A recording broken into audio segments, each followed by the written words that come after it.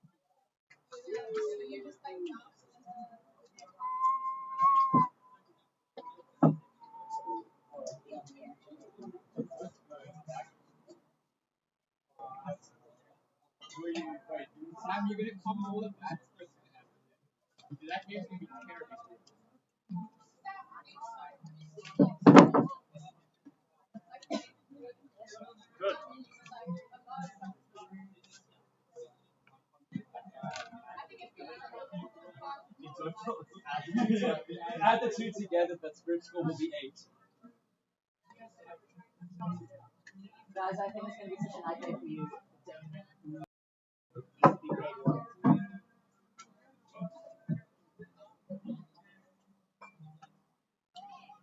Let's go, Sibu! Can you guys land that scoreboard as well? Sure. How do I do that? You just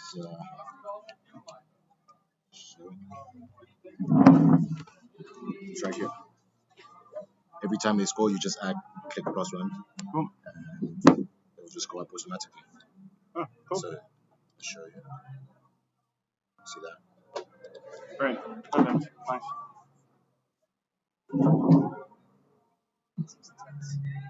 So the way Several likes it is he likes 2 roles for commentators. One like a play-by-play person, and the other person's like add color.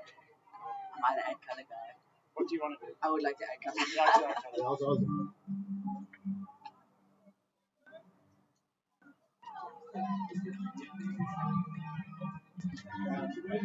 It's almost opposite. I mean, I don't know. Ghost Marty's is good, but all the tail with no gun. Well, we can keep them updated.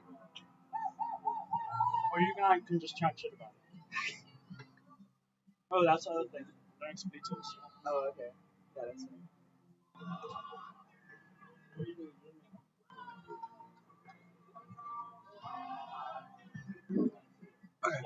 I might need you to take like a minute monologue or a minute's break and then I'll eat at some point. Okay, so can you let me know when you're ready and then I'll grab microphones and then. Oh, okay. Yeah.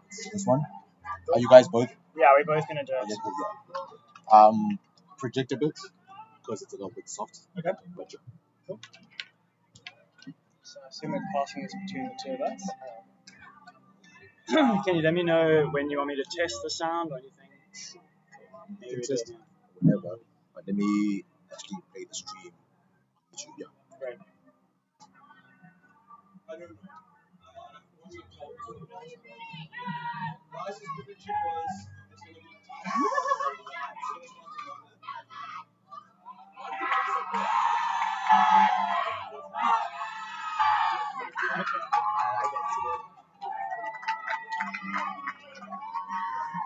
I've missed playing with James. Yeah. Just Get check. ready. Okay, welcome to the picturesque Imhoff at Mixed Nationals. First quarterfinal happening here between Marty's and Ghost. Looking forward to a good game. I'm Sam, and this is Adam. Hey, how's it going? Looking forward to a good game. These two sides are both Cape Town in origin, from Cape Town in origin, and we're looking forward to a good game between the two of them. They play each other at regionals, and I think Marty's took that one. Yeah. I wasn't at regionals, so I have no idea. fair enough.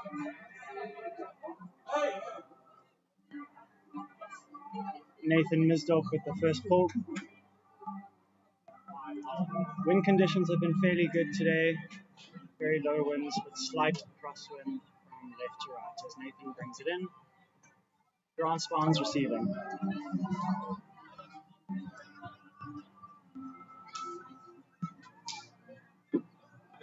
Pull into David.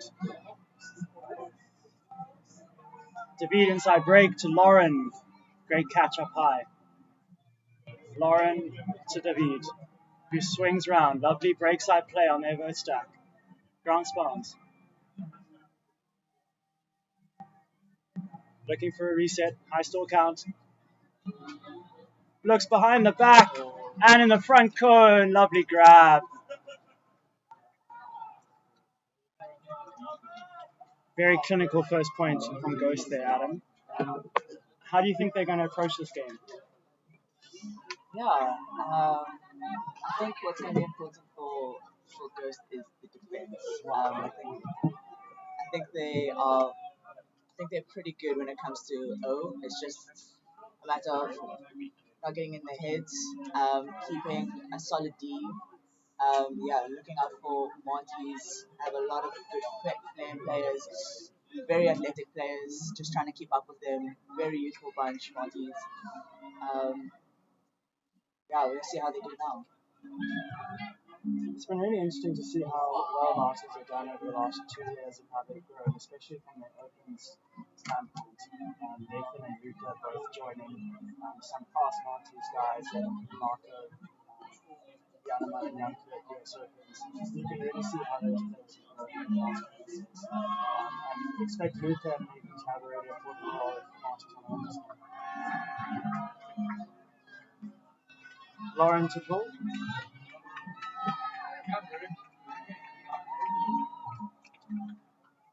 Tip, where's the score here?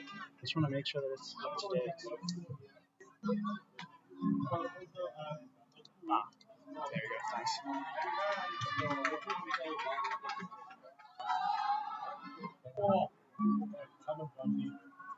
Fantastic grab there by John T.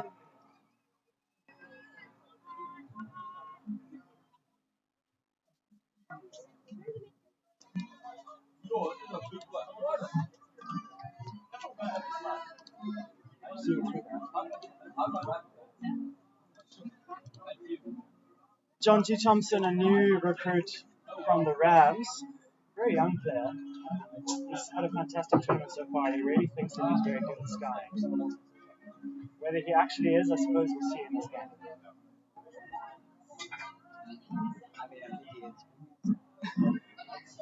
Who are your players to watch other than Nathan and Luca that we've highlighted already from the Martin side?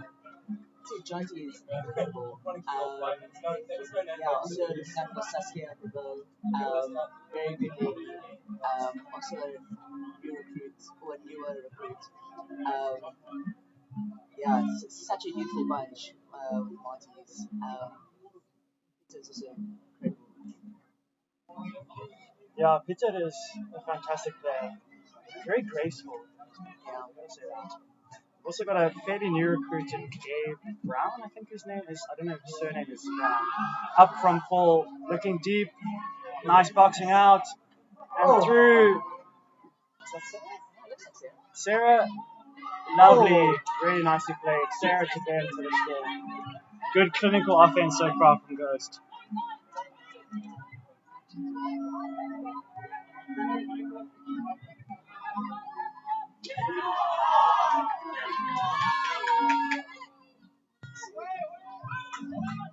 Two other quarterfinals happening next to us here. Nomad against Tailwood, which has just got 2-0 up to Nomad against Tailwood. And Long Donkeys are playing against Altitude on the final field on the first side.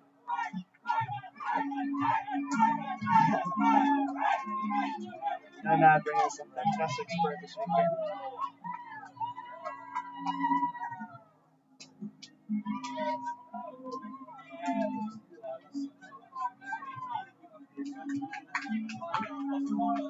This new Division 1, Division 2 setup has been an interesting change for us.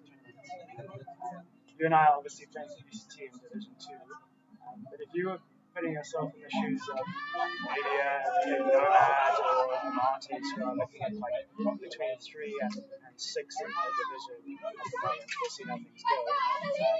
How do you feel that the harder games have an impact on the games? Yeah, it's a little bit. As the tournament goes on, I guess you get more tired, and you also tend to play against much tougher opposition.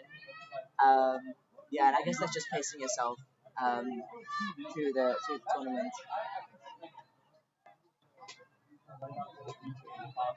Gabe looks inside Benna on the disc.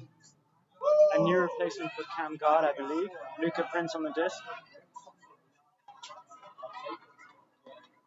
John T comes under. Luca clears out, looks for Sarah 11. Sarah goes up line to Gabe. Luca looking deep.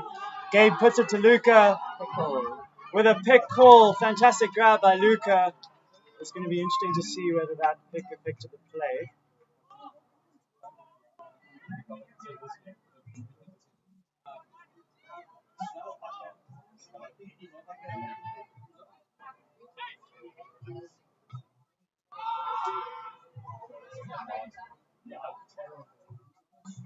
It's going to be interesting to see how the spirit of the game impacts, how competitiveness impacts spirit of the game as things go. I read a paper a while ago about a Spanish author who said that in Ultimate, academic, it's pretty rare in Ultimate, so there's pretty much only one out there, but he said that as competitiveness increases, there's quite a strong relationship with a decrease in spirit, which is interesting. Not necessarily super surprising, but I think it'll be something for these teams to focus very hard on. Do you think Ghost and Marty's are going to have a well spirited game? Yeah, there's always some passionate individuals. Obviously, you do want that competitive side. You don't want that to be impacted. But yeah, it is very competitive, and the sides are pretty matched, I would say. So yeah, we'll see how they do. Just still cannot believe that Luca and JT are wearing long sleeves in this heat. Well, you and I are currently wearing long sleeves, so I don't think we can talk. That is true. Turn on the disc there. Marcus Sabeco picks up. Looked like that pick went back to thrower, so it did affect play. Marcus looks round, finds Lauren. Expected lefty over the top, looking front corner. Lovely play. Sarah again. Very nice. Nice to see Sarah playing so well.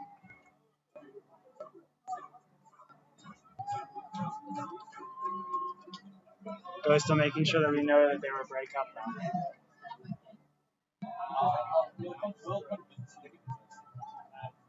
So you and I are familiar with Honey Fitzgerald, obviously, from our time at UCT.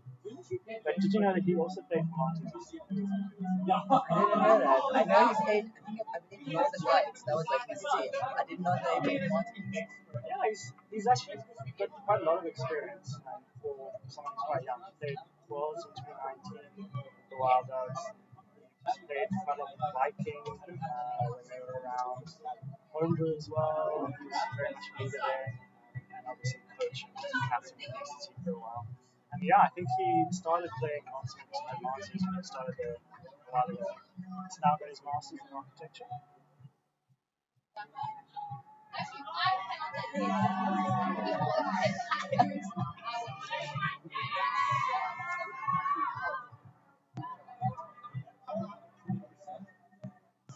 Looks like Nomad on at least 3 points against Total. I'm not sure how many Total is. Pull comes in from Ghost. Brayton receives. Centers to Peter. Fakes, looks back to Mia, who swings to Brayton. Cross to Yanaman, also an experienced Maltese campaigner. Fantastic there, Yanaman. Looks under to Brayton. They had a little bit of a poachy look there, the Ghost players on defense. It does look a bit zone, but I think they changed it to man now. Nathan looks inside to Yanaman. Oh, easy drop from Brayton. Asanda picks up the disc. Asanda up the line. I think that's Jane.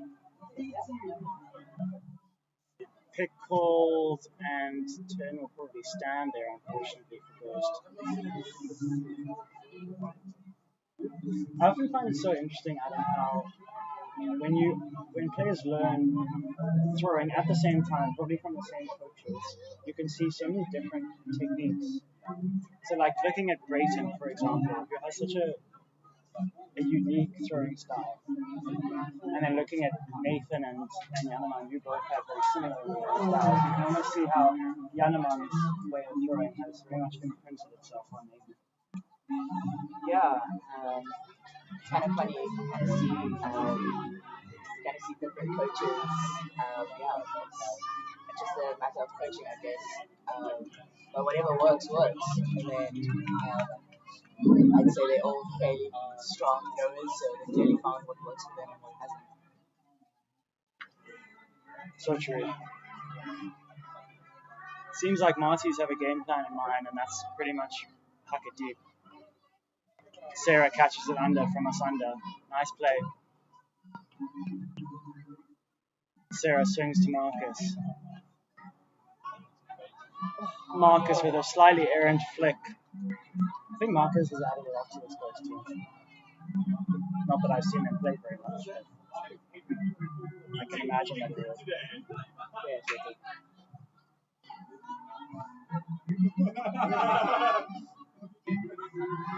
Pitcher looks deep for Nathan, who reads it really nicely, and lovely grab in the end zone. I imagine we'll see that combination a few more times today. Yeah, and this is what goes need to be mindful of. Marties like to hug deep. They like to exploit the athleticism. And yeah, goes need to be mindful. But this is their game plan. Shutting that down. And I think this is where Marcus comes in. And they're more athletic guys. I do think that's going to be quite a challenge today. I mean, I think looking at the deep options that you often see Ghost falls often in that deep space. Marcus seems to be in that deep space. I think Grant and Jazz are best in that deep space in terms of both high time and athleticism. So it'll be interesting to see how they match up against the Marty's deep receivers.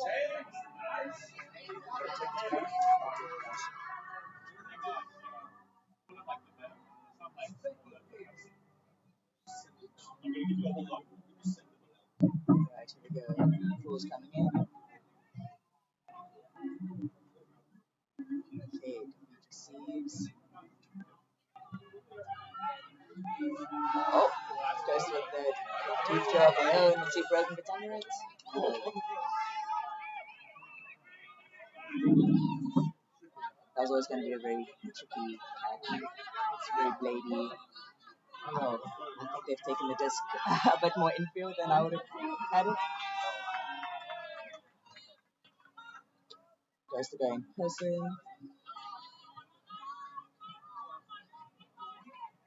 Sit down.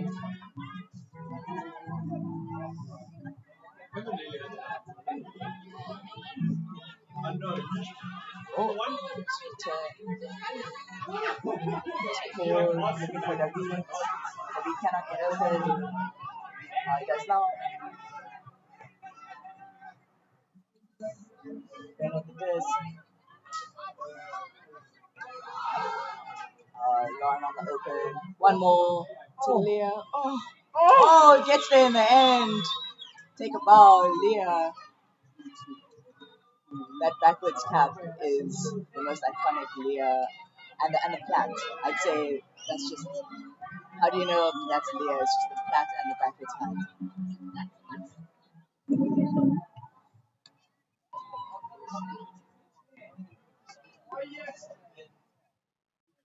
It's a very good call from the Ghost.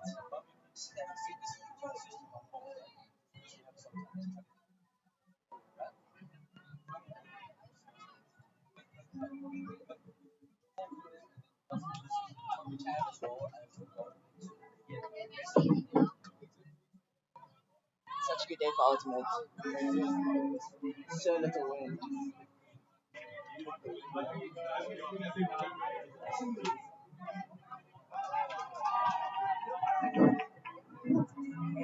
From 80 line. Lauren pulling. Again, and I think it's important that Ghost keep the deep well defended. This is going to be a common feature of this game, I think. Monty's really going to look for that as their first option, first priority. So just making sure that those back are cognizant of the deep threat. Oh, just went out. gonna take another sideline. Okay, look on the disc. Here we go. Let's see what happens. John T on the open side. Luca getting open. Multiple fakes and it's clearing out. Now Sarah. Oh, let's go. Nathan. Oh, timeout. Oh, stall out, sorry. Yeah, well, looks like a contested stall out.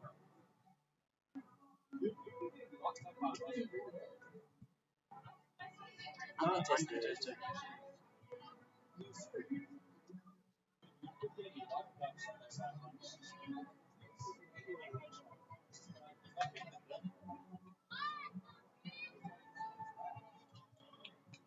Ghost have come out very strong in this game. I'm really impressed. Mark just takes a slow walk to this. Marked by Nathan.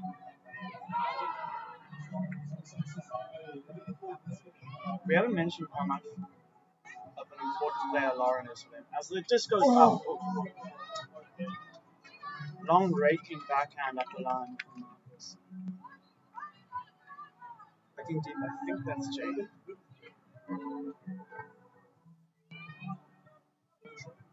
Yes.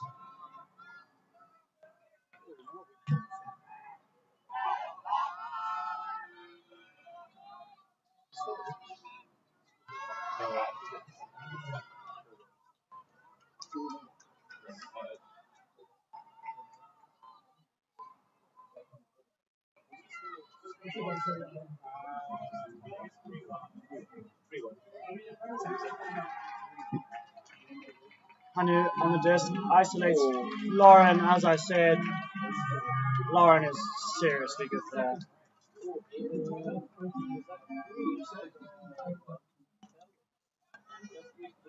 Ghosts go 5-2 up, which is not quite what I was expecting from this game. I was expecting something slightly tighter to start.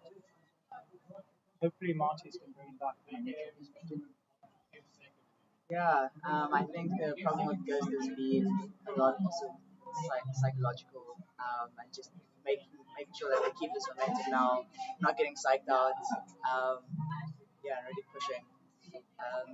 Yeah, it's kind of weird seeing Marty's a little bit down right now. I think that's a timeout call. A good reason.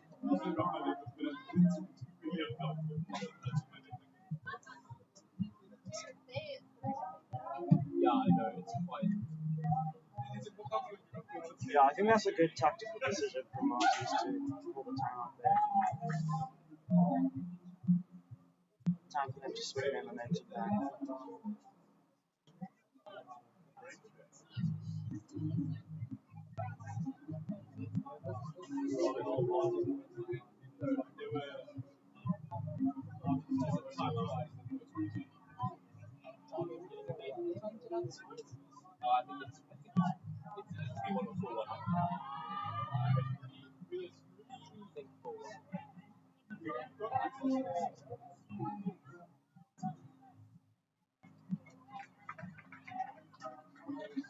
What do you think Ghost will be telling the team?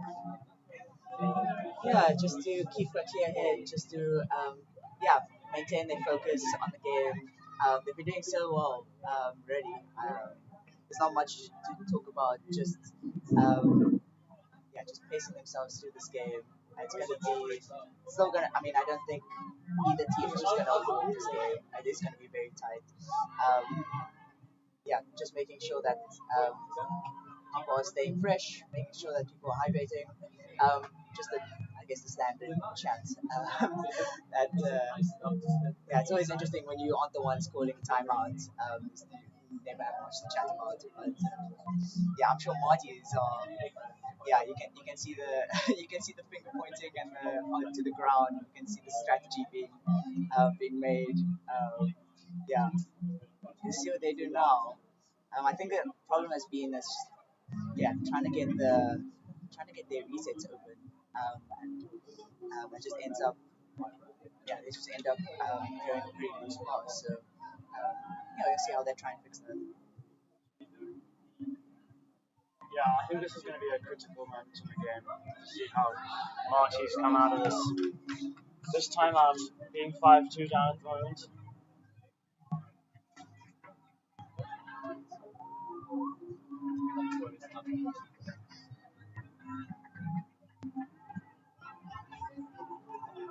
It's been cool to see how Marty's mixed has really made such an improvement over the last few years. I spoke about how their men have improved drastically, having experienced US Opens, but you highlighted Saskia before. Yes,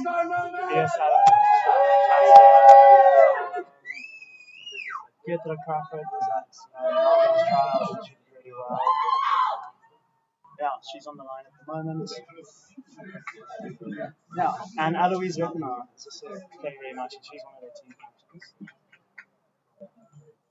Very, very good cutters all around. It'll be nice to see some of them transition into a more dominant role as they get more experience going forward. Pull comes in from Marcus. Male matching point. Gabe receives, lets it bounce, which allows the ghost defenders to get down. Interesting that Hanu has drawn the Luca matchup. Hanu very much prides himself on being a good handler mark as he calls a foul.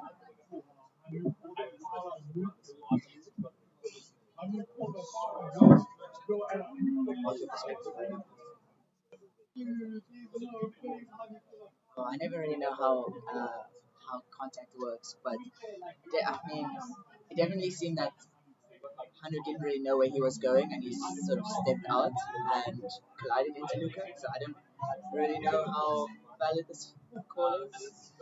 It does look like it's contested. Yeah, I think the way that Hanu defends a lot of the time is that he puts his body in the way of where his attacker wants to get to, and that often leads to contact because he doesn't cede that position. And there, I think he kind of opened his leg up. I don't know if that was in response to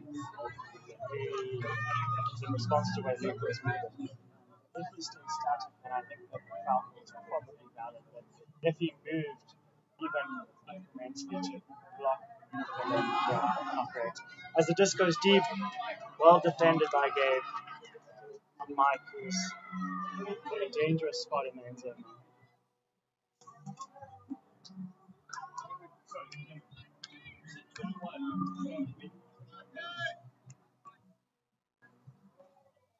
Marty's going with a pretty stock standard vertical at the moment.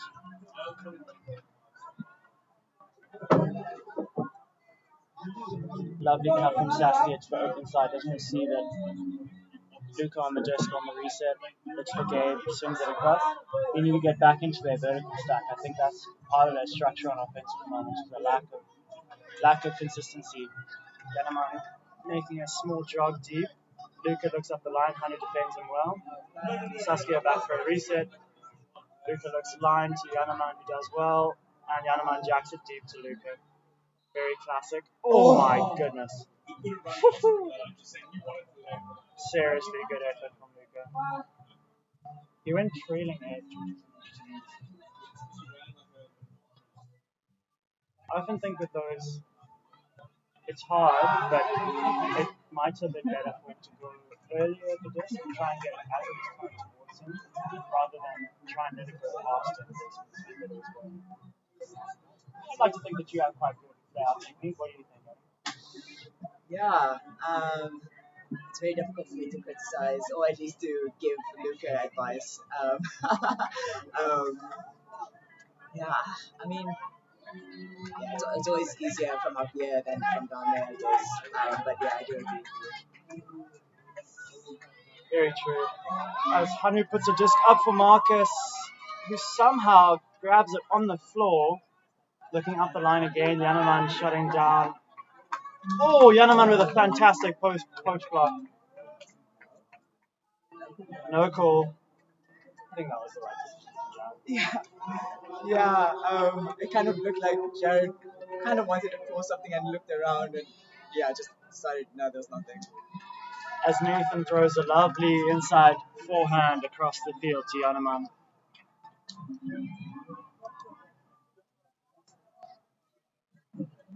As we said, not the last time that combination will happen. I must say, I'd love to see some of the Marty's ladies getting a little bit more involved. Their undercuts from the stack are really nice. Saskia made a really nice cut under and get the disc there. So hopefully we see more of that. They have shown some really good promise, especially after we were just talking that up and how much that lady core has improved. So hopefully they get involved, not just on defense, but on offense as well. Let's go, Simu! Let's go now! Woo! Give us a wave now!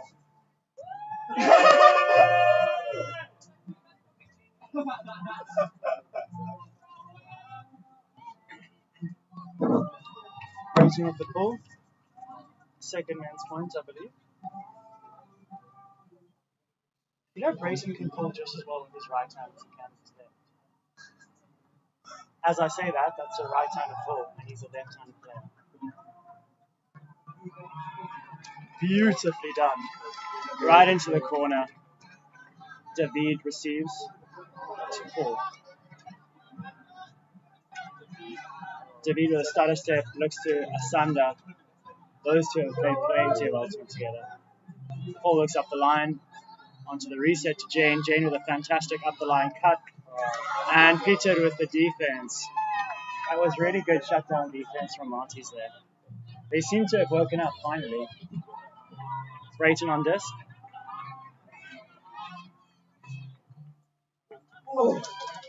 Unbelievable hand block from Paul there. Wow. Seriously good. High stall count from Brayton. Paul knew that it was coming.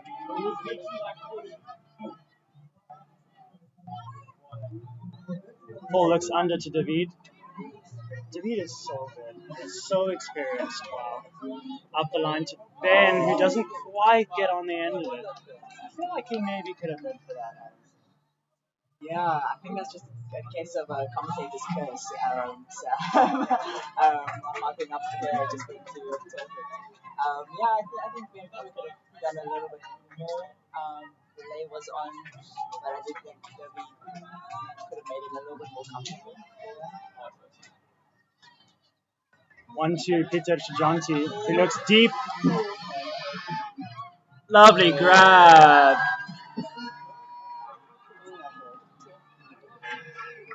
Really nice. And Marty's are telling us that that's a break. 5-4 it is. Marty's put it back a little bit. And they got a lady involved. Quite right.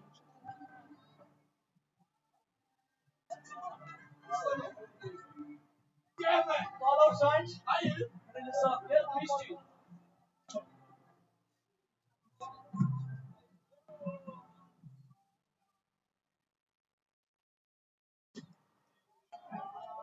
Looks like half time between Donkeys and Sundays. Donkeys and Altitude on field 3 here. The other two quarterfinals on these top fields are still going on. I believe Heat against Sundays is on the bottom field with them on 4.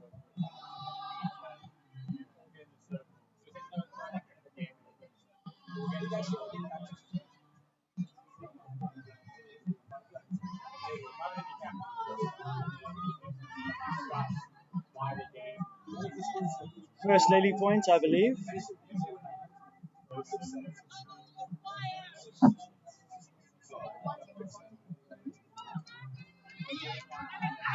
Nice pull towards the brick mark. David receives again. Looks to center to pull. Michaela and Leah go to the same space, looking deep for Lauren. There's only one outcome when Lauren's under the deep disc. But no, fantastic defense. I thought Lauren had that all day. Yeah, I thought that was going to be a leafy point there. A leafy point indeed. Well, I guess I can't speak too much about Sky after my last game. Gabe looks under. It's an interesting vertical sack set here with 3 handlers back. And turnover. Nice defense, redemption from Lauren. Paul picks up good field position in the red zone. Looks under to Sarah.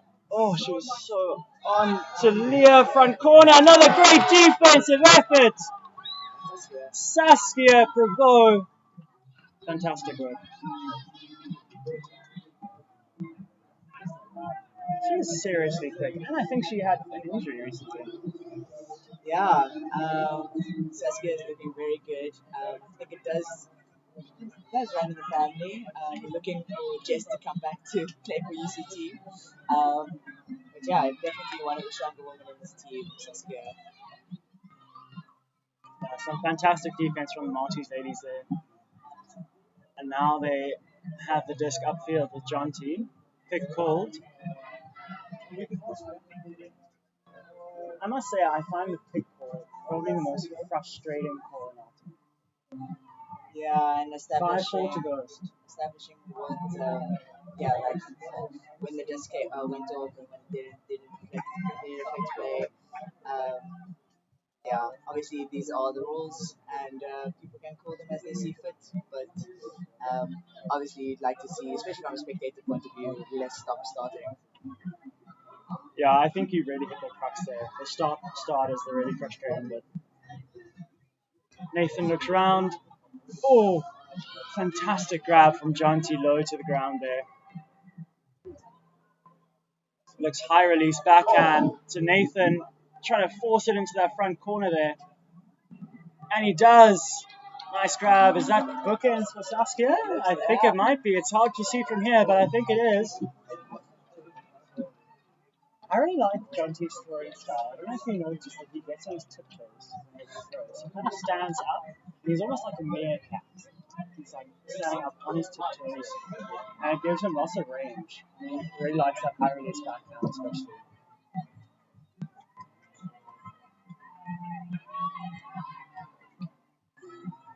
It's a break train for Marty's. That's 2 in a row. Scores on 5-all. Exactly right.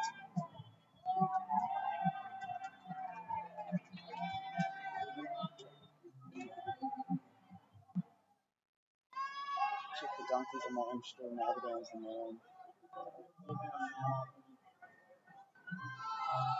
Have you ever watched them on play? Yeah. And then he throws his stomach instead of. Oh, is that the guy? Okay.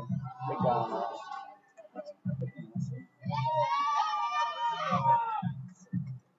Second lady point. Seems like all the scores so far for a little while have just been towards the mountainside. Don't think there's too much wind. Nice pull. I think from Pietra. Received by Grant, who centers to Marcus. Looks under to Sarah. Slightly over the top. Just doesn't quite get a hand on that, unfortunately.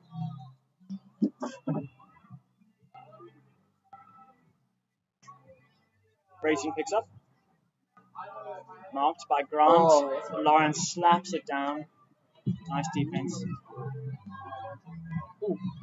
Marcus showing off his highest jumps. Swing around. Just too far for Grant, unfortunately. Pidgeot looks under with a dad backhand throw. Very nice. Barbecue backhand, some say. Back to Pidgeot from Brayton. Low throw through. Yanneman, of course, receives it. Brayton looks. And it's another break for Marty's. That's 3 in a row.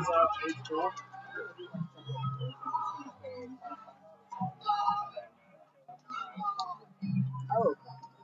Jonty is feeling pretty hyped about that, and rightfully so. What's the score? What's the score now? 4-4. 4-4. 8-4, they just finished at half-time. Donkeys and Beaver. Score update, 8-4 to Donkeys on field 3 at Imhoff against Altitude. 4-all between Nomad and Tailwhip, just in front of us to the right. And 6-5 to Marty's.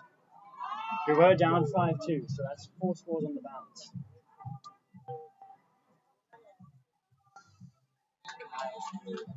Yeah. Yeah, obviously, a very big tournament. Sam, you're on TOC. Some call you the TOC. How's it been? The TOC is a bit strong. I just choose to take responsibility for everyone, so everything, so that no one else has to worry too much. I don't even think that most people know who the rest of the TOC is, other than Mark and Josh, to be honest. It's been good. I think it's been a fairly successful tournament so far. No serious complaints in terms of scheduling or pools or seeding or anything like that, which was always my main concern. And it's been pretty awesome weather. I was a little bit worried about it being a little bit windy. It can be a bit of a tunnel here below the M3 in the town. So yeah, I think it's gone pretty well. I can't speak for all the good one people, but it seems good too.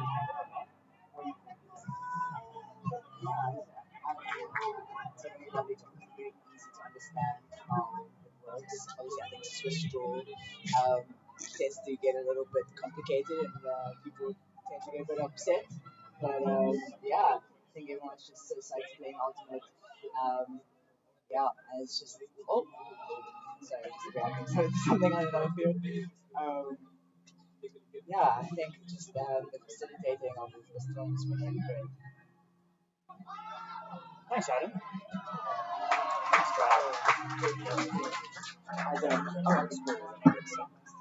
I'll take you to school. Oh, great, thanks. Timeout seems to be finishing in the Ghost Marty's game now. Yeah, just to wrap up that last conversation, I think that's one of the good things about doing Div 1 and Div 2 is that you can have a very structured setup of what Div 1 looks like. There will always be 8 teams, and there are other teams that apply to internationals or show internationals that will end up in Div 2, and I think that allows the TOC to focus very much on making a well-structured tournament in Div 1, and then Div 2 can kind of be fairly flexible. And I think that's worked out quite nicely. I have to say I'm very glad that we have an even number of teams in Div 2. I was a little bit worried that we'd have 7 teams for a while, and that would have meant 6 round-robin games and a playoff game for everyone, which would have been quite a heavy load both for players and for players per team. So I'm glad that we've ended up with 14 teams in nationals. Just coming in from Nathan. Very deep pull to the back left corner. Jared receives, centers to pull. Lovely cut from David. Shake and bake, as they say. Very nice. I see cake down there. Jared receives on the open side. Paul looks up the line. Well defended by Brayton. Reset to David. I think the big thing that Nazis have improved on is tighter defense here. I've been preaching it at UCT this whole tournament so far, but tight man mark is really hard to stop, especially when you're playing vertical, because you end up throwing for very tight windows. As we see one there, it's slightly out of the rail. Brayton centers, receives it again, looks to John T, who's poached. Clearly you don't want to get John T that deep though. Understandable, he's pretty good in the deep space. Yeah, he's pretty good in every space, but we can't make his head too big. As he goes for the layouts! Oh, there we go. See what I mean? Play saving layouts, I see what you mean. Oh, the man is too good. Across field from Peter to Nathan, just outside the end zone. Back to John T. And a nice big spike. You love a good spike, don't you, Adam? Yeah, that's pretty good. Obviously, trying to make sure that everything's in good fun. I think it's just so hyped. I mean, how can you not? After that layout and now score, yeah, he earned that one. Very fair. I'm not much of a spiker myself, I must say, but I do like a good kick spike. That's quite fun. I did one this morning. Yeah, I think if there are situations where spikes are justified, I think laying out and then receive for a point saving reception and then scoring in the end zone is pretty good justification. Don't do that.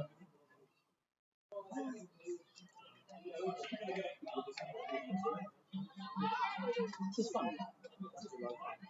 It's cool, eh? Yeah, no. I like it.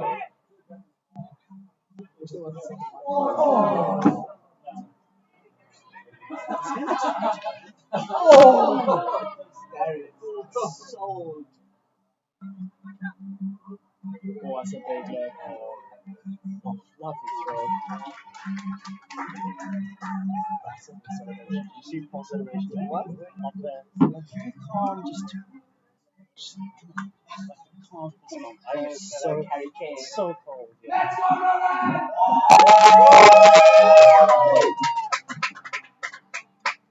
Male point, Gabe to pull. Looks to be perfect into that far corner. Grant receives, looks off the first option. Well done from Yanaman to get down there. Very nicely received. Sarah has so much energy.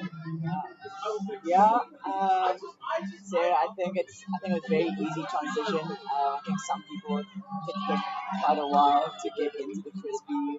I don't know, the competitive side of frisbee. So Sarah clearly has gotten into it very smoothly. I think she hides it well, but she's quite a competitive person, people, and so much energy. And it's cool that she drives it in a very positive way when she's being competitive.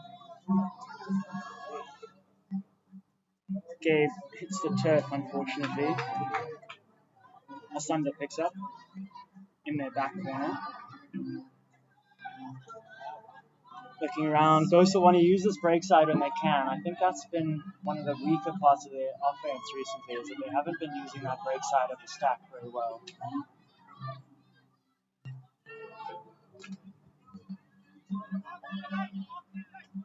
Marty are doing quite a good job of clamping down a little bit. They're playing much harder defense. Ben receives from Paul, high release backhand. Michaela under, back to Paul. Oh, Michaela goes down. And I believe a hand block from Gabe.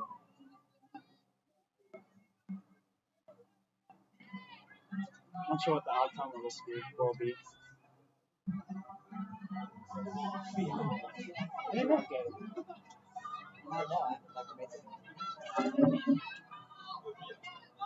Up the line to Benna. Just overcooks it a little bit. I'm not sure who threw that. Was it Luca? It might have been Luca.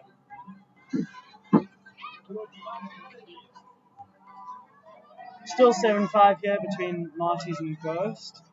Marty's up.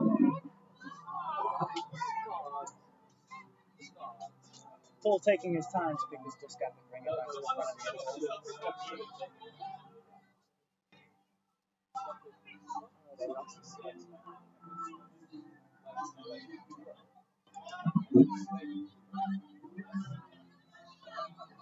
Oh, beautiful throw.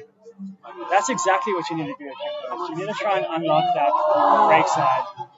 And Lauren and Paul are going to be crucial to that. Asanda looks around. Grant looks open side. Overcooks the throw to Michaela, but of course Lauren receives it. Just outside the end zone, I believe. Triple. Lauren on the disc. Looks for that backhand. Takes it off. Looks for a reset. And the second reset back to Paul. Fires it into the front of the end zone.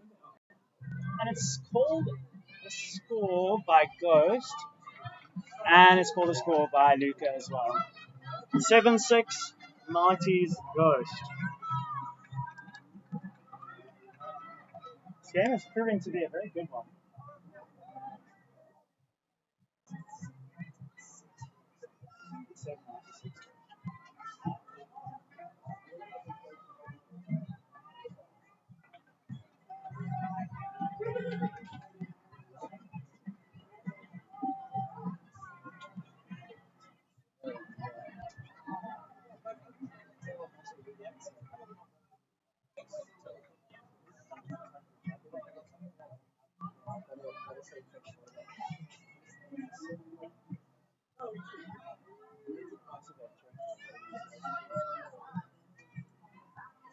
Oh, there you go.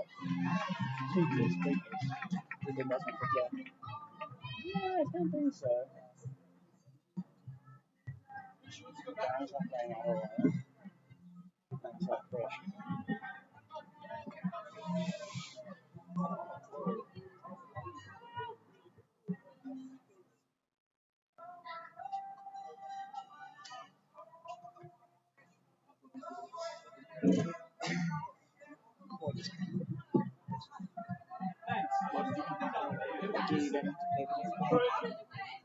Very glad. Seems there's quite a lot of time being taken between points in this Marty's first game.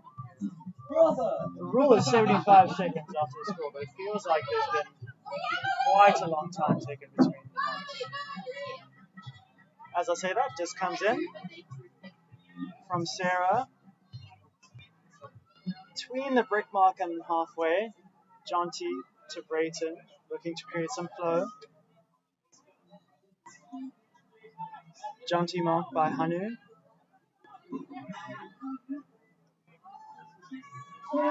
Marties are going with a horizontal stack, which I think suits their style of play a little bit better against burst.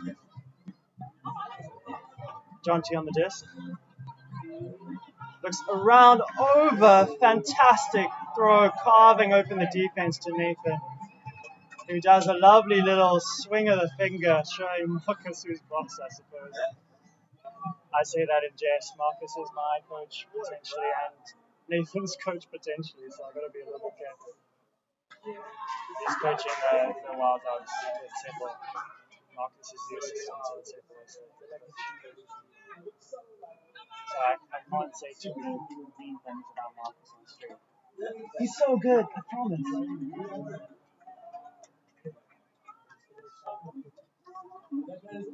Is that a half? Like a half a star. Yes, scoring's right. Looks like half time. I'm not sure whether that is. Oh, did Marty score that? No, that is right. That is right. Yes. Marty's up 8-6 at half.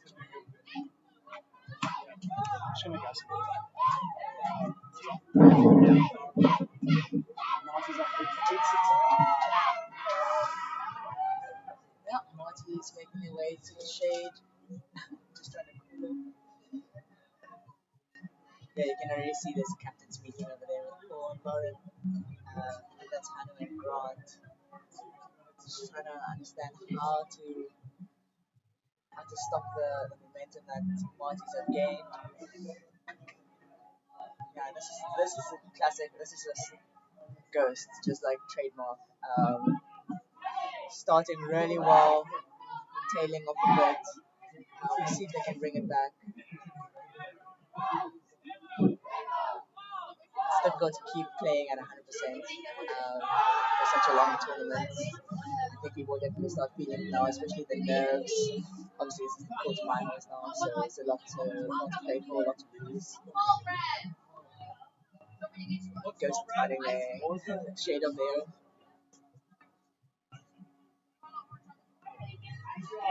While they're taking a half-time break with Tailwind and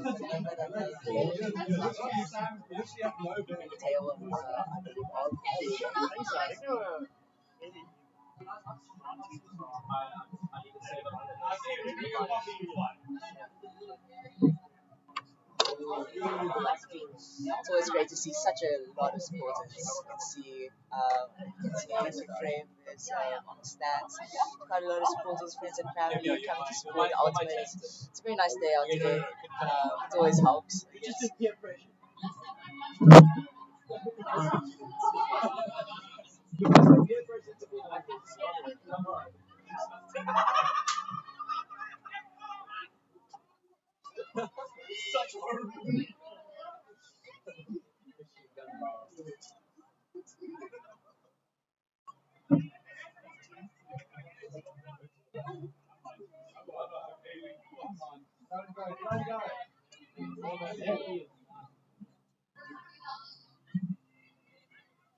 chemistry on the field. James and Alice teaming up once again, just like they did at BCT. What? Are you buying? I'll have a nice cream. Thanks, Em. Thanks, Emma.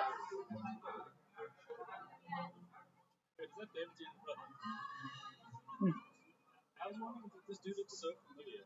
But it's so not. Yeah. He's in third year now. Simple. What do you think? What do you think Ghost will be saying in their team talk? Well, I think it's been a half of two halves, funnily enough. You often say that about games, but I think they'll be trying to instill some of that positive attitude and fun vibes that Ghost is pretty well known for at the moment. They seem to have a really good team attitude and team spirit. So I think when they're playing with that positivity, that honesty will really drive them. I also think from an offensive side, they have not been as good at hitting the brakes out on their verse stack, and that is really limiting their options a bit, because the way the verse stack works, right, is that you're splitting the field into two vertical planes, and where possible, because the defense is mostly going to set up on the open side, you're going to try, the upfield defense is going to set up on the open side, you're going to try and hit that break, and then hit break, all the way up the line. Nomad does it exceptionally well, so does Chitty Heat.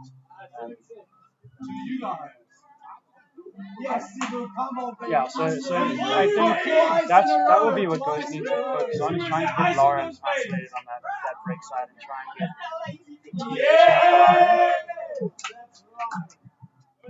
Otherwise, I think they just need to stop that deep threat.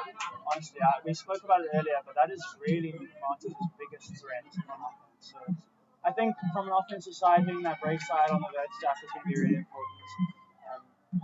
Unless they feel really confident in their matchups. I also think they need to use the depth in women that they have, because if you look at the Marty's experience in women compared to the Ghost experience in women, I mean, to be honest, the Marty's experience in men as well. Gabe and Yanman have been playing for 10 years, but the rest of the Marty's guys are probably max 5 years experience. You've got Paul, who's got 15, 20 years. Sundays, 15, 20 years. They've been coaching for that long as well. So I think they need to lean on their experience, trust their small throws and the break side of that dessert, and then try and take away that. Yeah. Obviously, when you hit that break, then everyone needs to be on the would now be the other side. Yeah, it's difficult to try and stop those. I mean, Marty's just have very athletic individuals, very athletic guys that have crazy acceleration up the line. See how they can try and stop that. I mean, they do have very athletic people themselves, because I think they've been pretty successful in stopping those deep hucks, but yeah, Marty's still able to gain a lot upfield.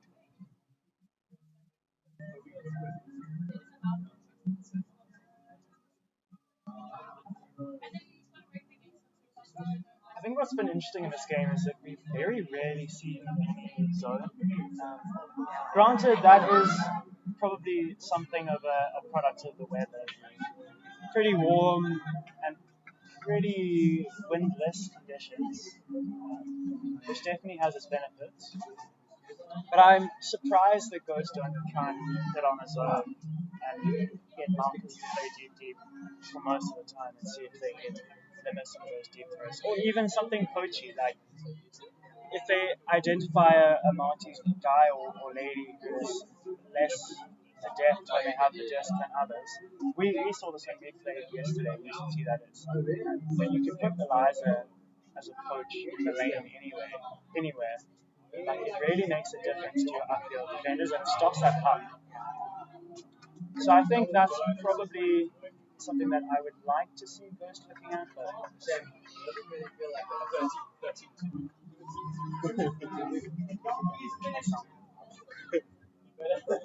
I believe it's 7-6 to tail with a half year.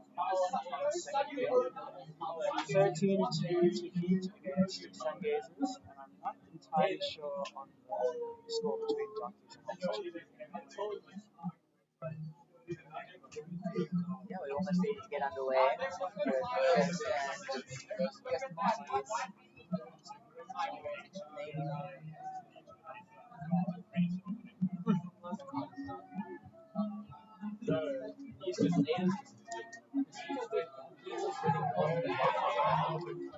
Just going to give you a peek behind the curtain. Sam and I are enjoying some rough soft serves.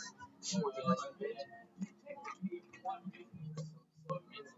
Oh, very nice big handed leads. Being served up soft serves. So Adam, I don't know if you ever watched Apex High School play. So the tuck shop and ice creams and Burger being for this tournament are in support of Western Bid Ultimate and Apex High School Ultimate, which are two high schools in the area. Apex actually coached by none other than Asanda, who's on the Ghost team. He does really fantastic work with them. They're an under-resourced school in yesterday, I believe. And they have some really fantastic players. So you all have practiced against MC and Shuei, who've been joining UCT practices. And I think that could be a really awesome opportunity to get not only more young talent into South African Ultimate and Cape Town Ultimate, but more diverse talent into the system, which is something that we really struggle with and we can speak about it more. As Marty's look up the line to John T. In the red zone. Back to Luca with his standard jump cut. Hunter will be fine with that. Letting Luca get around. Looks to Gabe. Back to Luca. Gabe has drawn the Marcus matchup, which is interesting. Marcus poaching off him on the break side. Under option to John T. Very nice cut from him. It's impressive to get open against Jared anytime. Resets to Luca. They're losing ground, but that's not the worst thing here. They consolidate possession, keep hold of the disc. Nice undercut from Saskia. Luca makes his standard jump cut. Saskia looks him off. Reset even further back. Which is not the worst play at all. I like that they keep consolidating their possession. Not trying to be over dramatic. Up the line cut. Foul uncontested. I think that was on the mark.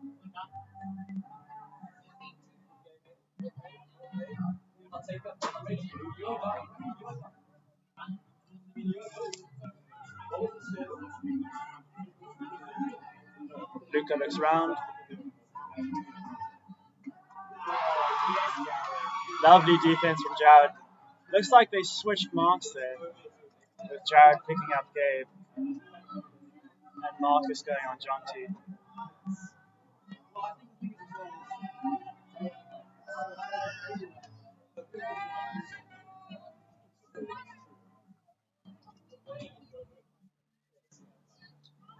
Marcus looks up the line, looks off. Hanu gets free up the line. The John T matchup at the moment. Marcus with an interesting cut. And good pressure from John T on the mark means that Hanu doesn't quite get that round backhand off.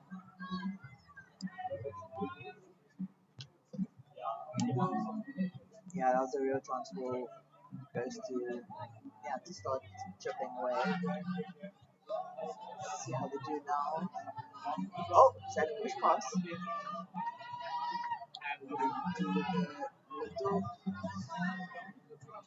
Pretty high still count. Oh!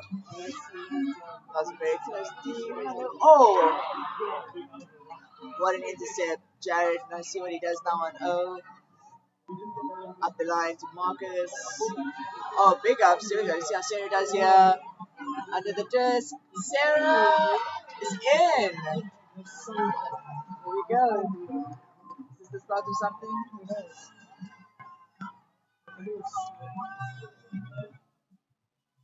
That was a little too close for comfort. So Adam, did you notice that? That was 3 up the line open side passes. Yeah.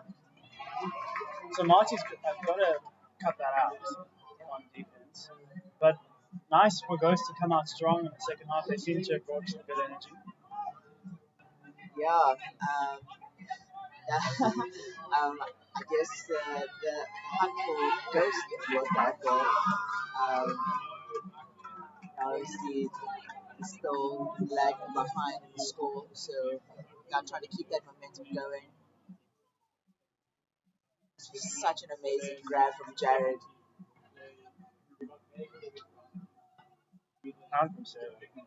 Oh, and 100% Jared with the disc now. Looks like he's going to pull.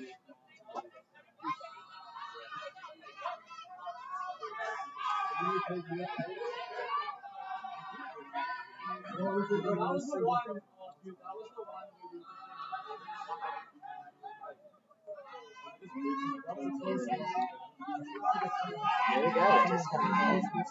Oh, nice pull. Right in the corner.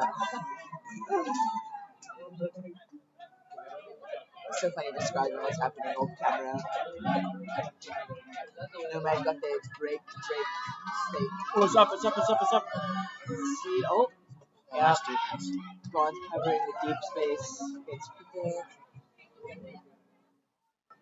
Oh, and they Grant's did it so well that it's actually gone off the side of the of the slope that we're playing.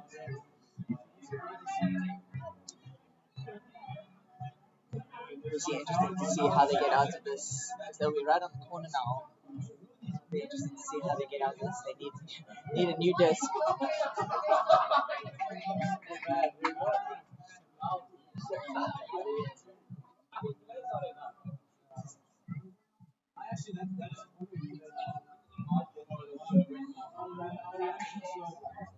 No disc inside. Oh, here we go. Disc coming in. I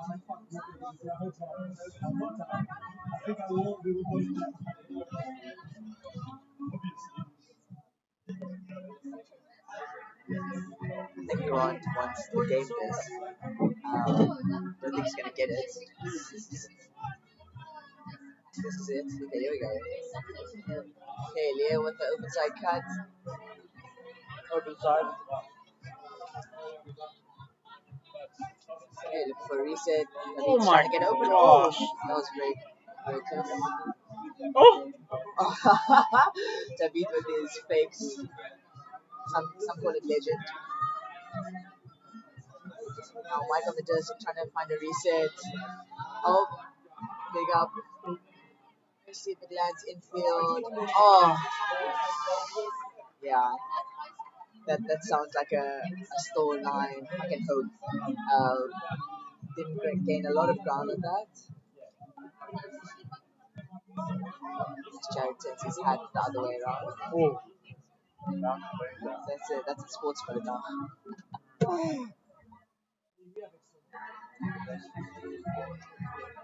It's very nice caps that Ghost have on. I think these are all new. Some of the merch, Yeah, some of the merchants can buy your Ghost hats. Discount. Oh, who's that? Is that Jane? No, Jane. Okay, uncontested foul. Yeah, look at the disc. Oh no, separated, sorry. Both have very similar glasses.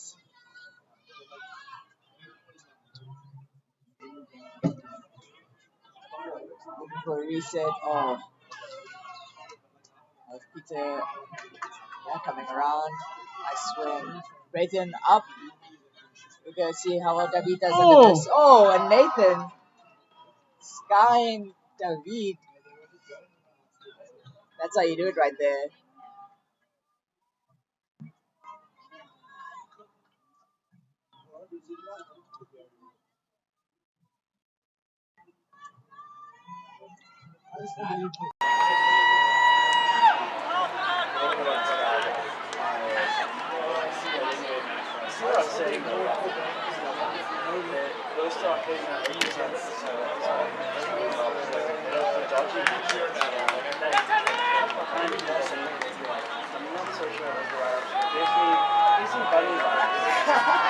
Bunny's reason. Yeah. Directly behind Troy.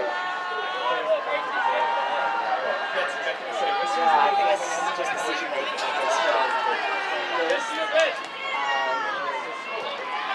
difficult in situations when you feel like you must score, to have a clear mind. It's more a psychological thing, because they definitely do have the skill, they do have the talent to, and the knowledge, and the experience, to put together a solid offense. See how they're doing with see how they do this game. Junkie pulls, Branch receives, into pull. Looks like they're going horizontal now, which might work a little bit better for them. Glad to see them trying something new on offense. Up the line, it's a pull. Up the line yet again to Grant. Lovely poach off defense from Luca. He looks rather happy with himself. See there again, look inside, look inside, look inside. Break side is so fun.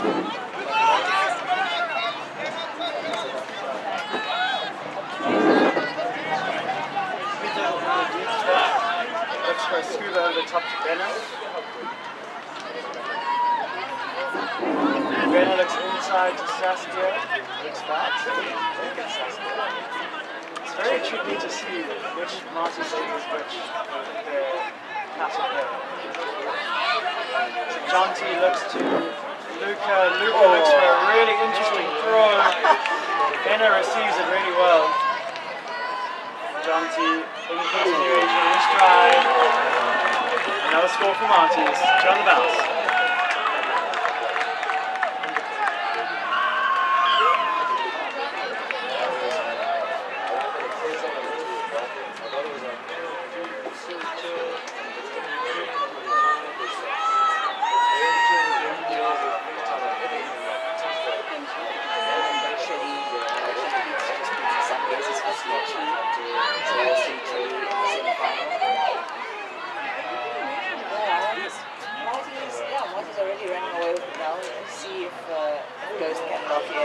Try and get a foothold back in this game. But yeah, that's always the difficulty. Once the team has momentum, it's difficult to shut that down. Looks like they've taken a timeout. This might be it's going to be very important for coaches to reset, recalibrate. Let them know they're not going to feel and score. Laura, what's the score here? This is fine.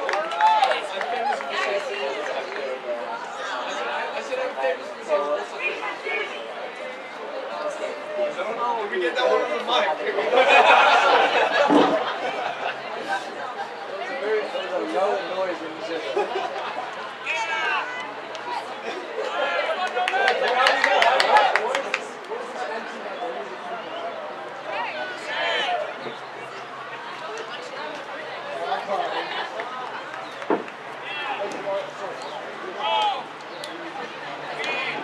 It's like another time I was thinking. I was.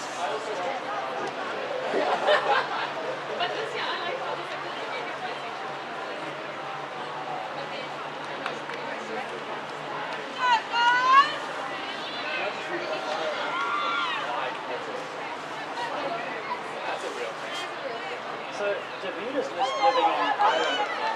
Yeah. I think he's living in either Cork or Dublin, and he's playing a lot of over exotic there. He also played with the Phonos, the MTV shows, who did Save Life.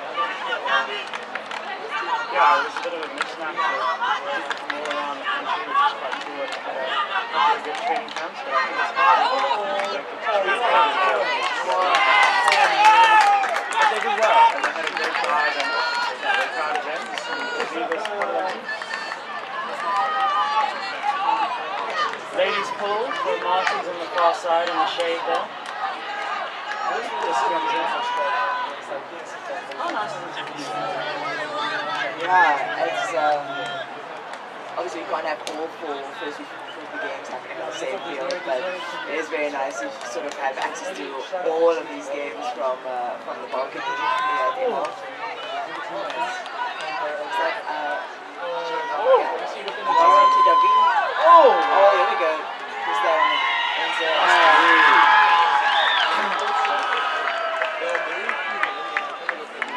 that inside throw. Wow.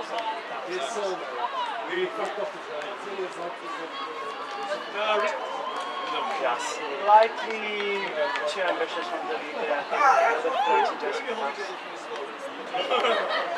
Brazen picks up.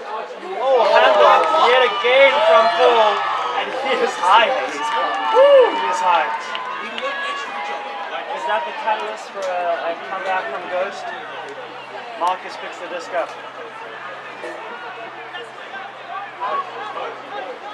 They get it to the break side.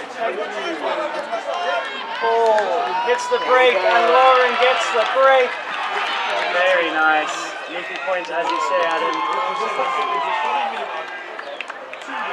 See what happens when you get it to the break side. You isolate line. There's no stopping them. I honestly think, like, very low shot. I was thinking they should use one of one. Yeah, just on the field alone next door. I know, which is ridiculous. That's not true. That is but yeah, pretty good shot. Yeah, maybe not road for those who have been around in Ultimate Team. That's bad. For me, she's never been a player in a team that's won. Not yet. She's not been a player in a international sport. So sometimes these things are highlighted with Okay. I'm sorry. Yes.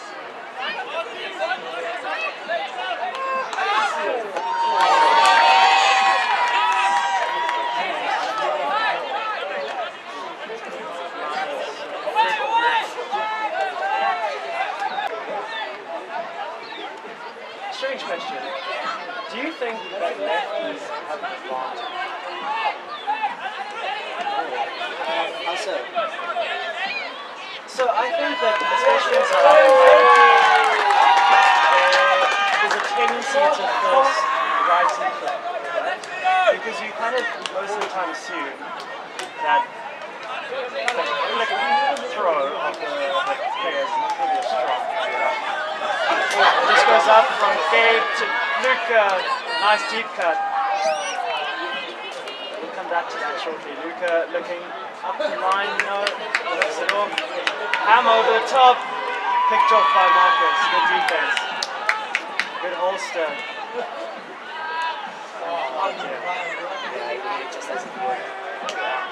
As he could, he knew that was not a scuba yet again.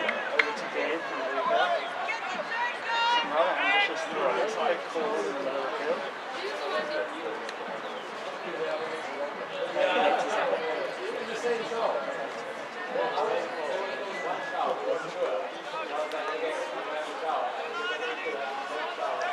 Okay, looking for a reset to Luca. Almost tripped there. Gonna hit the break side. Oh, fantastic intimidating defense from Ryan. I think that's Eloise who is the receiver there.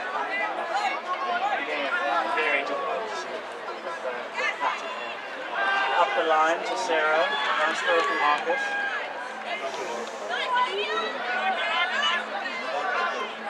Sharon resets, not happy with himself. I don't know if he can blame himself too much for that. On a high still can't reset too. Gabe looks for a swing. He's looking like a very important cog in this offense for Martins. Luca, open side yet again to John T. Looks like they're trying to take away that deep space. As John T goes back to his Durban roots and throws a hammer into the far corner to go. Very nice. He's a vital cog in that Martins offense who proves crucial.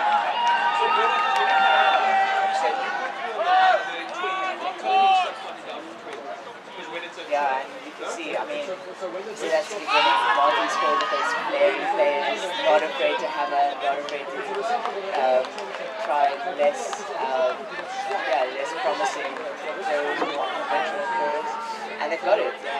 They know what they're doing. It's very exciting to watch Marty's team. Personally trying to get their heads together now. So back to this lefty thing, right? I've thought about it quite a lot.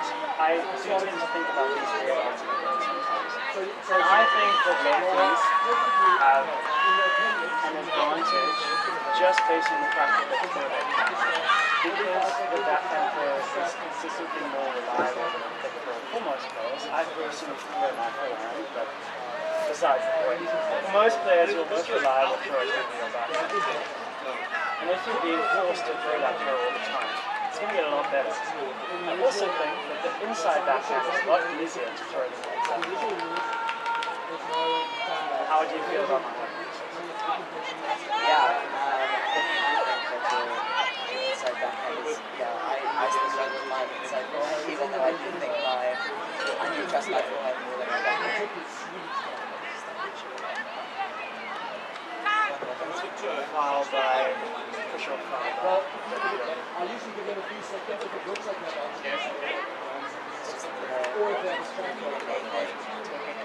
contested.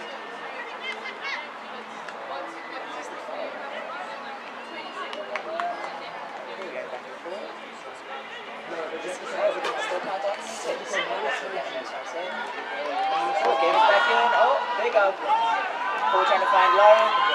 Yes. Now it's a matter of Lauren trying to pick out Jane. Oh, there we go. Spikes the disc. Coach trying to say we are still in this game. I have to say, Lauren's flick is so underestimated. Like, her backhand is really strong, but her forehand is so as I was saying, Lauren's backhand is often the strongest throw because of what we were saying about how important backhands are. That flick around is so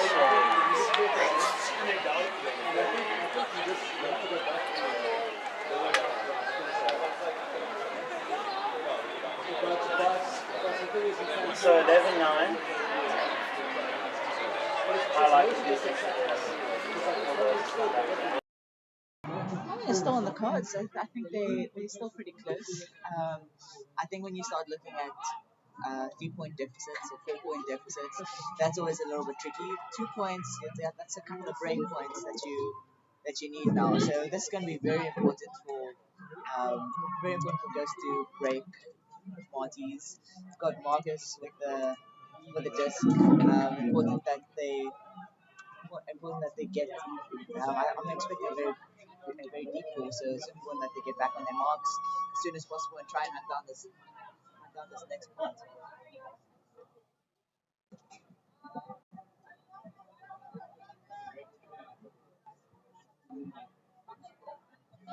Marcus. Outside in.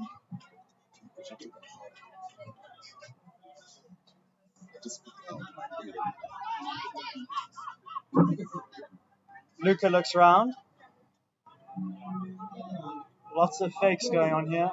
Swings to Gabe. Luca looked deep, but didn't quite get it. They're poaching Jonty, giving him that underspace, which I don't think is a super good idea given Jonty's throwing repertoire. Yeah. Luca receives on the open side, but a pick is called. Hanu catches up, didn't affect play. Some massive spikes in this Nomad tail whip game going on. It must be pretty intense. I saw Jason throw a big spike, and James even doing it. I don't think I've ever seen James spike. Looks like disc has gone back to Jonty now after we thought that it hadn't affected play. Jonty taps it in. Looks immediately deep for Luca, understandably with that sort of separation. Unbelievable throw. Oh, there's another spike. As I'm talking about it, what a throw from Jonty. Oh my word.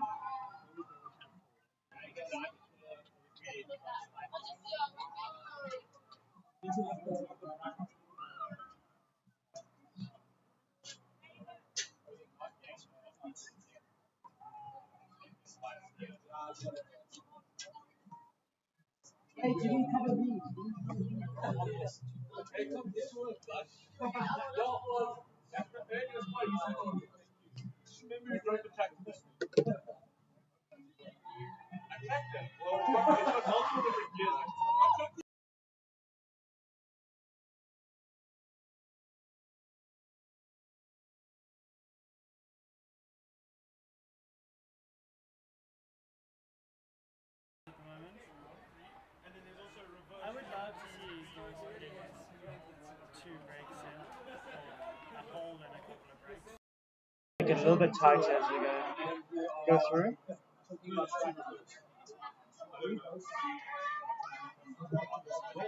It seems to have been a well-spirited game, which I'm very happy about. I was a little bit worried, I have to say. A little bit worried, but it seems to have gone well. So far. Pull comes in, woman matching point, Paul to pick the disc up. Takes his classic, very slow walk to the disc. He's got Grant in the reset space. Isolates David in the under. Nice grab. Oh, straight up the line to Lauren. Wow.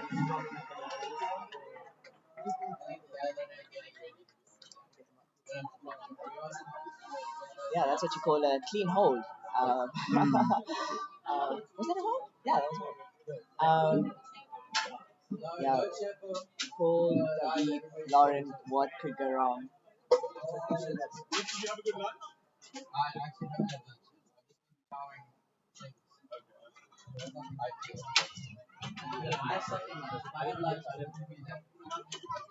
Second lady point over there.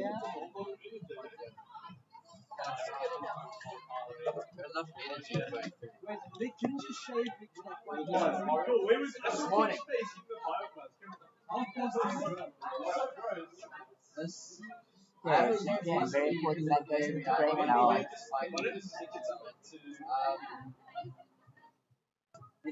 Yeah, this is crucial. If both want to come back and have a chance of winning this game, they're going to have to score this point.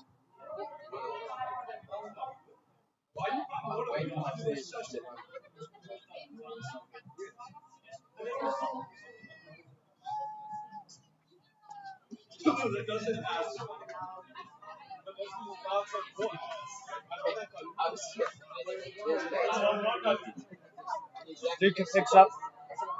Jonty once again in push deep. Luca receives again. Marked straight up by Jared. Makes that throw hard. But Gabe still runs it down. Lovely grab. Wow. We definitely picked a good game to watch here, Adam.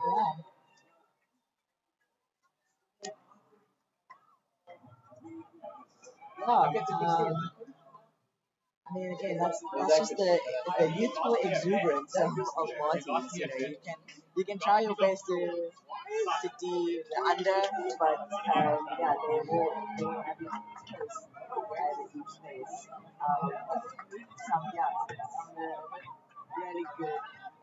Some of the really good players that can exploit that deep space. They know what they're doing in that area. Yeah, Hanu. Yeah. Sorry to say, Hanu, but you were never going to get this. I think perhaps I should just highlight how impressive the throwing angles. I think Luca and Jonty have been the two most impressive for me. Like that throw was perfectly placed. The edge was so nice, the angle was so nice, it didn't sit up too long. It enabled Gabe to just run on in stride. Big jump, it was in the end zone. It was brilliant. Nathan brings in a big pull, quite flat. Grant receives, senses, 2 pull. who fakes off the break, hits the open side with a nice high release backhand. It seems they are almost going force middle here, which is quite an interesting look. Paul looks for an up the line. I don't think that was meant for Leah, but she's got it anyway. Nicely done. Looks to David for a reset. Paul is free now.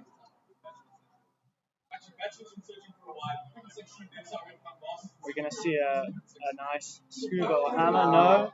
Looks to the open side for Ben. Nice calm throw into Sarah for the score. Two little butt spikes there. You see that? Nice work from Sarah.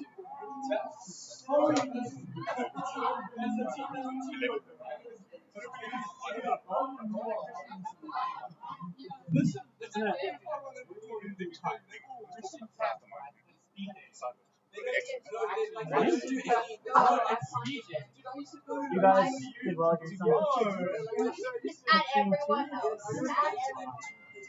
Do you think we want to play them or else?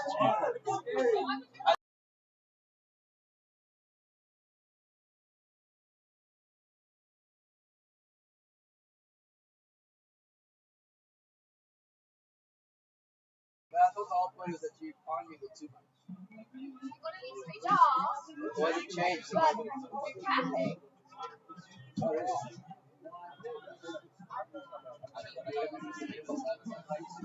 had lots of friends that were, so I would join them. Oh, that's nice. Yeah.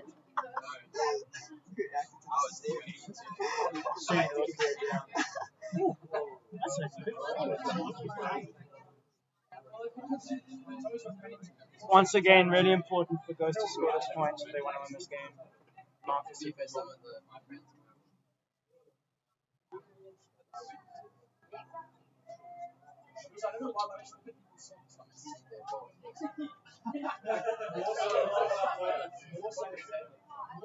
Long outside in backhand.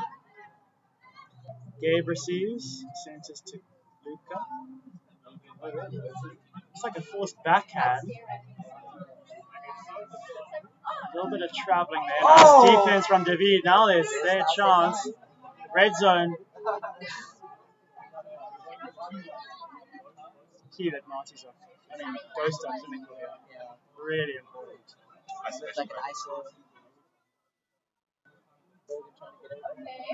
ISO. ISO Jane. No. Oh, David in the back of the end zone. Lovely play. Luca unfortunately left a little bit in the dust. But David, the very nice, well-spirited guy that is, gives him a pat on the back and says, well done, good effort.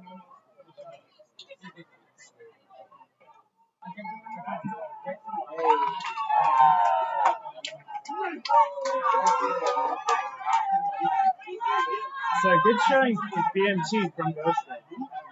It's now 14-12. Another break, and we're back on set.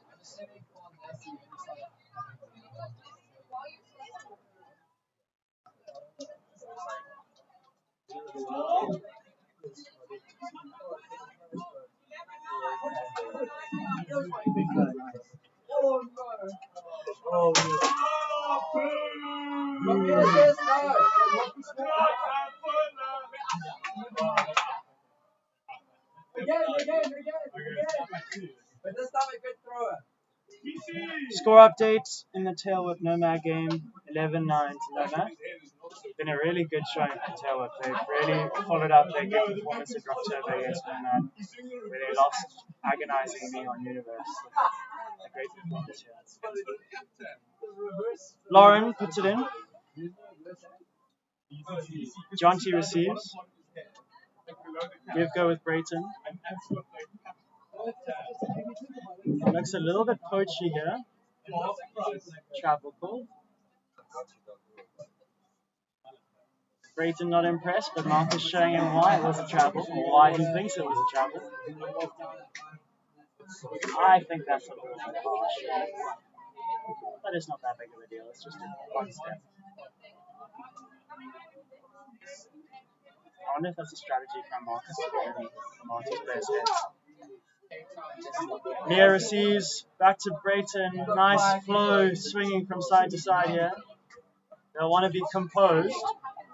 Nathan looks round to Brayton.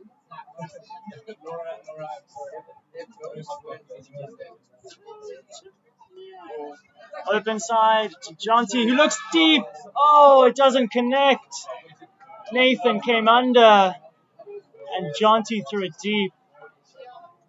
Are we seeing cracks in this Marty's team? Are we seeing cracks? It's looking like it. Seasons are on the line here. Not to hype up the drama too much. Yeah, but I did think so. I mean, we've been playing for at least, I know UCT has been practicing for the better part of 5 months now. So a lot of work that's gone into these nationals. What you're seeing is a lot of work, a lot of practice, really trying to hone their skills, trying to get newer players, more aware of how structures work. Nice raking pass by. So the adjustment that I liked on the stack there was that they set 2 steps into the open side. When Marty's were forcing backhand, as Marcus gets to this, and up the line, just out of reach to Sarah. The adjustment that Ghost made there as they put the disc up was they set 2 steps on the open side, and they opened up that throw for David, who threw that lovely inside backhand to the back of the stack. And I think that's what they should have been doing for most of the games. It's like setting up 1-2 steps into the open side, trying to hit that break, get Paul or Lauren or David throwing that break throw as Marty's look to build on their O points. Jonty looks to play the open side. Oh, out of reach. Ghost have another chance to break here.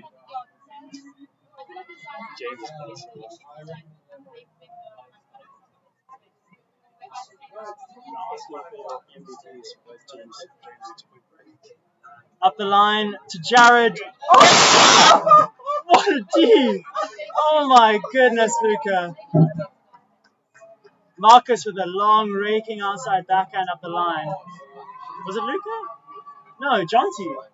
Unbelievable layout. Wow.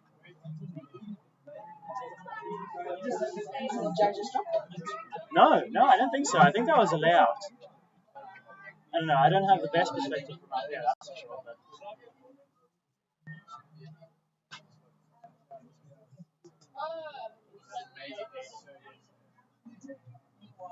Peter picks up another chance to get an O point for Marty's. Looks to the break side on that horizontal stack. Peter looks to the break yet again with that low release backhand. Brayton on the disc to Peter. Swings.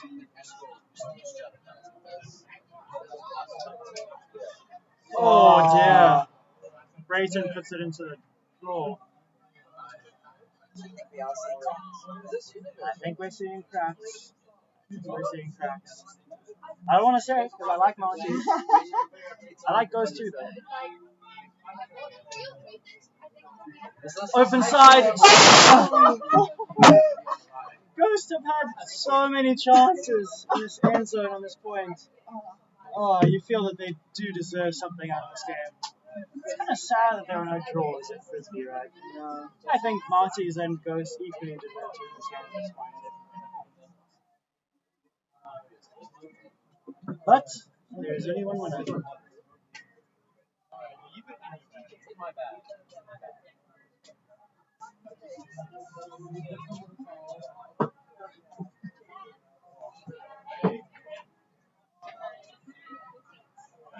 Peter, high release backhand to Brayton. Looks for a low release backhand. Oh, thank goodness for that. I think pick call, essentially. I drank so much water that I'll be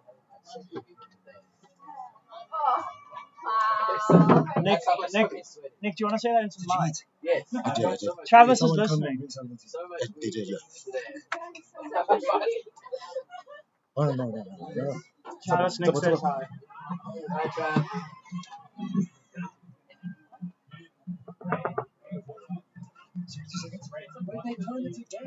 I just know the Travis is on. I don't know anyone else. Looks to the break side for Lauren. Back inside to David. Break side to Lauren. Oh! This is so frustrating. It's such a nice throw. Yo, Nick, they've been playing such frustrating ultimate. Oh my gosh. They could have had this game in the bag.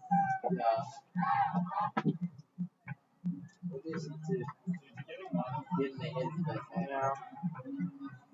Last year, I should say that into the mic as well. Brayton with the low release throw. Nice grab from Peter. Oh, that is not quite what he was looking for there. Yeah. Marcus looks to the break side. Oh! Just the basics seem to be letting them down. I wonder if they're tired. It's that last throw. Timeout call. Oh, you know what they say about timeout calls in the red zone? No, fine. Oh wait, no, Ghost will get the D. Yeah, that's what I was saying. Ghost, well, you know what they say about end zone timeout calls, right? 80%. Get the turn. Oh no, 5 Yeah, I think. Well, if 5 has the disc, it's not going to be 80%. Ghost had about 4 or 5 chances there in the end zone. I think they'll probably kick themselves if they don't manage to defend this one. I do find it very funny. Timeouts so close to the end zone tend to not go according to plan, but that's just ultimate, I guess. You can plan all you want.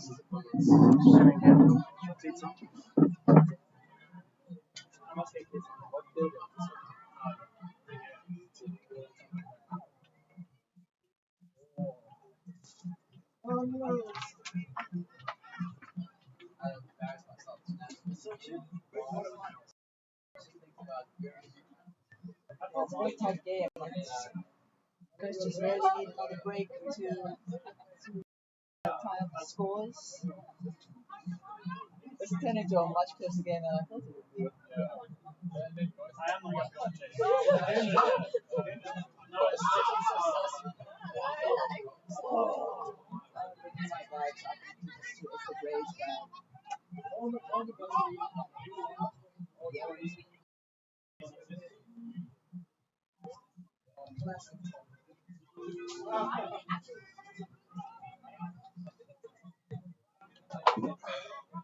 It'll be interesting to see what the strategy is from Marty.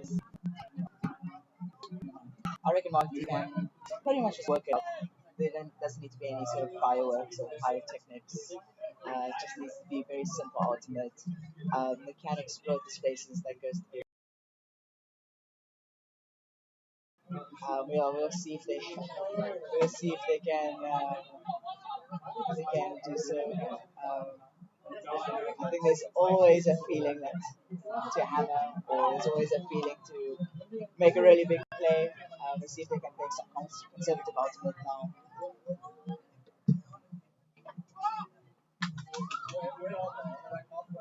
Oh, goodness gracious me. I think that timeout is probably a very good one. Marty's going to need to make sure that they hold on to this, just to give them a little bit of a cushion. It's looking like an ISO play of sorts. They've got Marty's have 2 ladies in either back corner and 1 lady back of the end zone. So it could be something like a dominator set or an ISO play. So let's see what happens.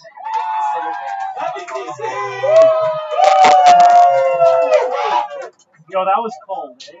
Damn, that was sick.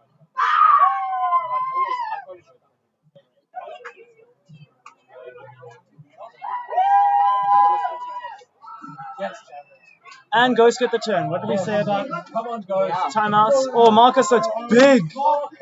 Oh.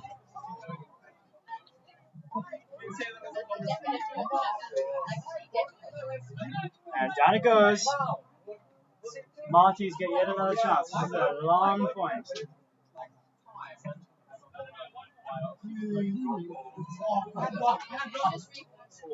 Oh! Looks like a foul call, perhaps. Just went up. Seppo, did you see Travis's messages? You just saw that he said something about the stream freezing or something? Oh yeah. Yeah, okay, cool. As long as you're honest.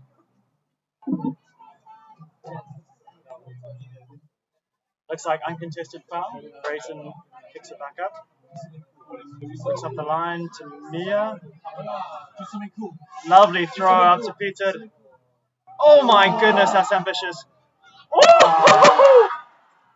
Lovely grab from Nathan. I think that's been the difference in this game. Just clinical when it mattered. And that was a creative option.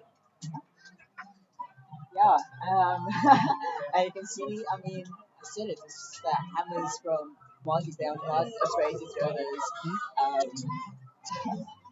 Yeah, I mean, you have to say that Ghost did have multiple opportunities to try and score that break. They, weren't able to. Now Monty's, I mean, that was very clinical. Right into the corner, Nathan, great take. Looks like there's something happening up here. Got the screen captain, Jared involved. No one's that conversation as well. Yeah, very important point that for Monty is needing to make sure that their lead is sufficient. Don't want to get too, yeah, don't want to get too tight. Wanting to make sure that they have breathing room. Psychologically, that's big when you feel momentum shift.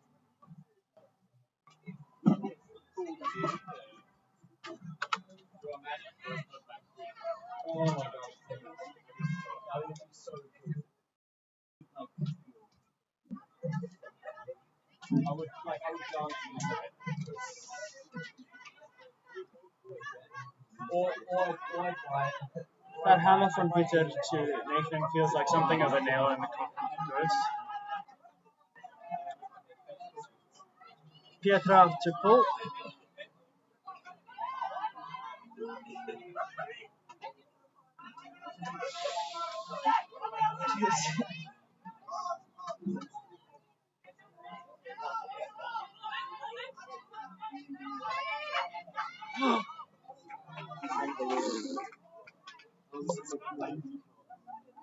But I think he picked up and dropped it. Bro's like that. I miss him, man. He's so funny. Where is this energy like that? Pull comes in from Pietra. It's a good one. Towards the brick mark for Ghost. Paul picks up.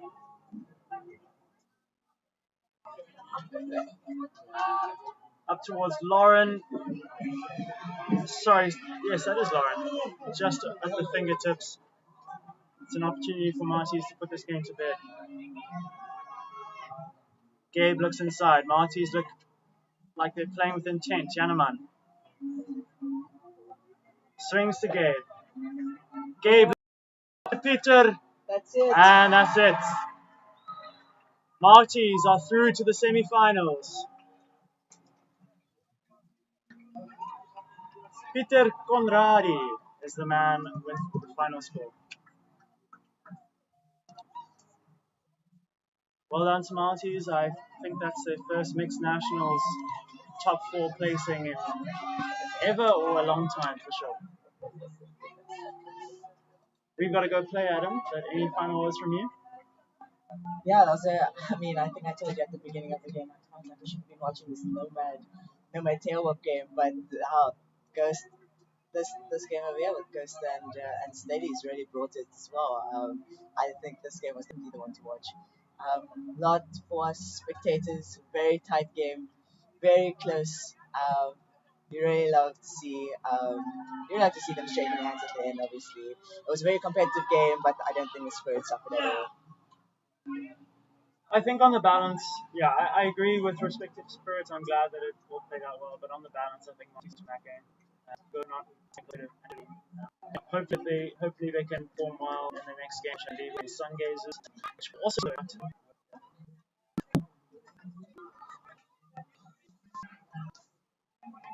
I'm chuffed for these. I'm happy for them. I wish they could like someone.